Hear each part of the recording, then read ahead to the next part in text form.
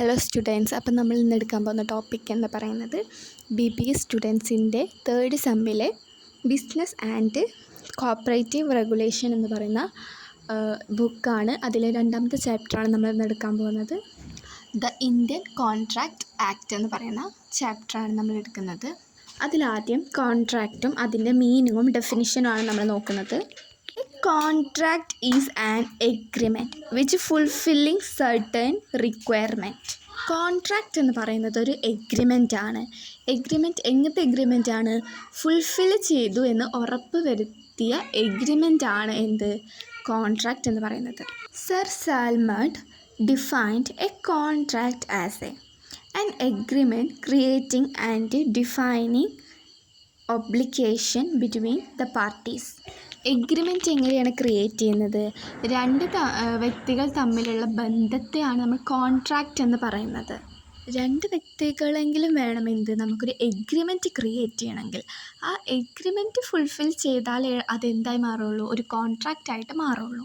അടുത്ത പാരഗ്രാഫിൽ കാണാം, David M walker say A contract may be defined as an agreement between 2 or more person intended to creating legal obligation between them and to be legally enforceable.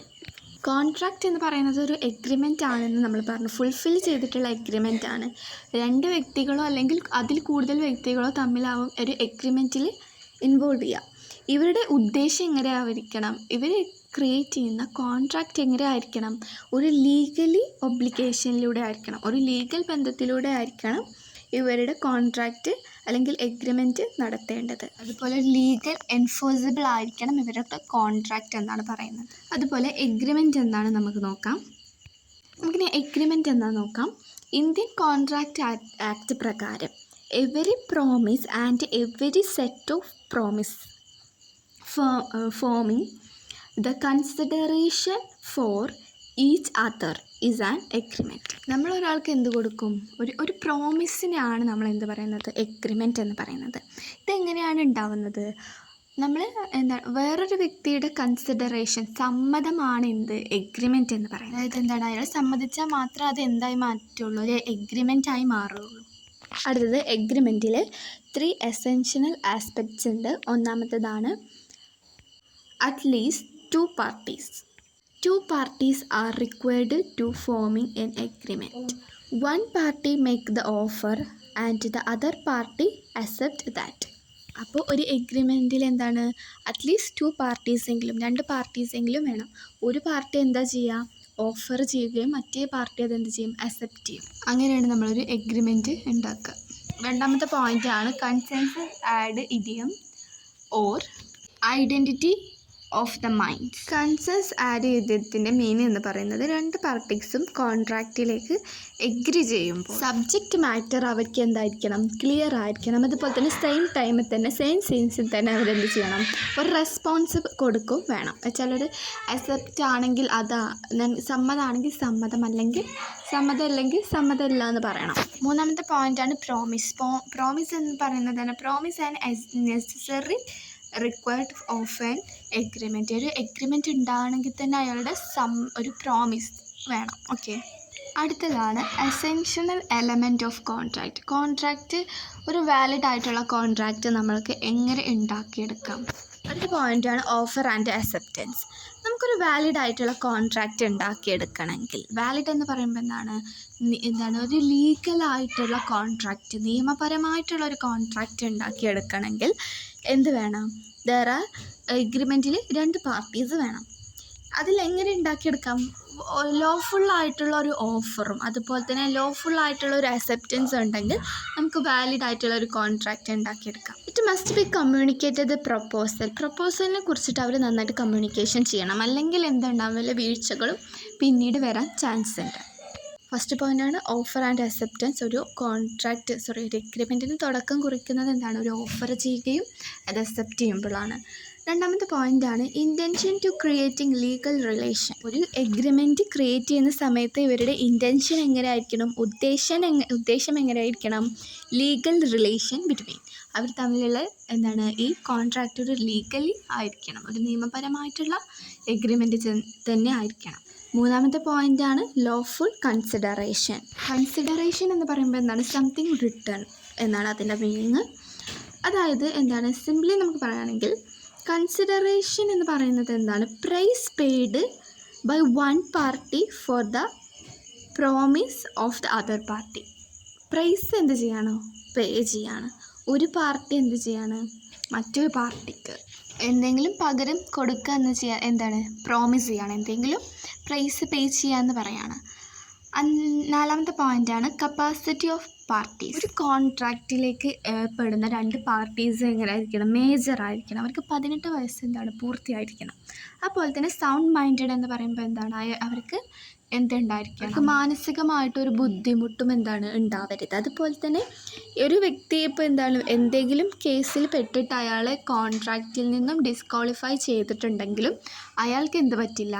കോൺട്രാക്റ്റിലേക്ക് entry ചെയ്യാൻ പറ്റില്ല. ഒന്ന് capacity വേണം, 18 വയസ്സാവണം, sounded മൈൻഡുള്ള ഒരു വ്യക്തിയായിരിക്കണം. അതുപോലെ തന്നെ ഏതെങ്കിലും കാരണത്താൽ അയാളെ കോൺട്രാക്റ്റിൽ നിന്നും ഡിസ്ക്വാളിഫൈ ചെയ്തിട്ടുണ്ടെങ്കിൽ അയാൾക്ക് എന്ത് പറ്റില്ല? ഈ കോൺട്രാക്റ്റിലേക്ക് എൻട്രി ചെയ്യാൻ പറ്റില്ല. കൺസെൻറ്റ് എന്ന് പറയുമ്പോൾ സമ്മതം എന്നാണ് അർത്ഥം. അപ്പോൾ ഫ്രീ ആയിട്ടുള്ള സ്വന്തമായിട്ടുള്ള സമ്മതം വേണം കോൺട്രാക്റ്റിലേക്ക് എൻട്രി ചെയ്യുമ്പോൾ. കൺസെൻറ്റ് ബിഗിനിങ് obtained by some unfair mean like coercion, fraud, misrepresentation or undue influence. ഇതിലൂടെ എന്ത് ചെയ്യരുത്? ഒരു വ്യക്തിയുടെ സമ്മതം പിടിച്ചെടുക്കരുത്. എന്ന് വെച്ചാൽ അയാളുടെ മിസ്റെപ്രസെൻറ്റ് ചെയ്തിട്ട് അല്ലെങ്കിൽ ഏതെങ്കിലും ഇൻഫ്ലുവൻസിലൂടെ അല്ലെങ്കിൽ അയാളുടെ പറ്റിച്ചുകൊണ്ടൊന്നും നമ്മൾ അയാളുടെ സമ്മതം എന്ത് ചെയ്യരുത്? ഉണ്ടാക്കരുത് എന്നാണ് പറയുന്നത്. ആറാമത്തെ പോയിൻ്റാണ് lawful object.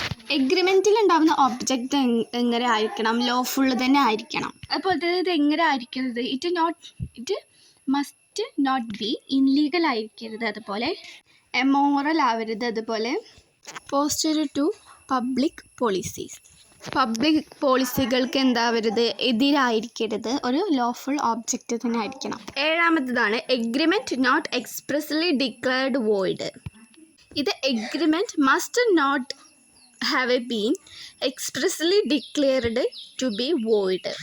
Under Indian Contract Act, there are 5 categories of agreement which are expressly declared to be void.